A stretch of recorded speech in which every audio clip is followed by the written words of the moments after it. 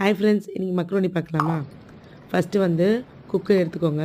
உங்களுக்கு தேவையான அளவுக்கு ஆயில் யூஸ் பண்ணிக்கோங்க. கிராம்பு, பட்டை, ஏலக்காய் போட்டதுக்கப்புறம் ஆனியன் போட்டுக்கோங்க. நான் 2 ஆனியன் எடுத்திருக்கேன், 2 தக்காளி எடுத்திருக்கேன்.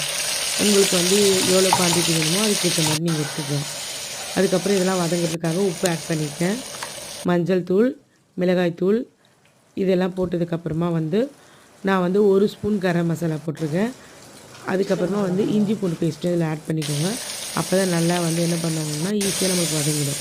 இதெல்லாம் வந்து நல்லா வதங்கினதுக்கப்புறமா நான் வந்து 1 கப் ஆஃப் மக்ரோனி எடுத்துருக்கேன்.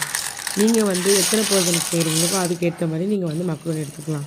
1 கப் ஆஃப் மக்ரோனிக்கு 1.5 கப் வந்து நான் தண்ணி ஆட் பண்ணியிருக்கேன். ஸோ ரேஷியோ வந்து 1 கப் டு 1.5 கப்பு. நான் வந்து குக்கரில் வந்து இது 3 விசில் விட்டுருக்கேன்.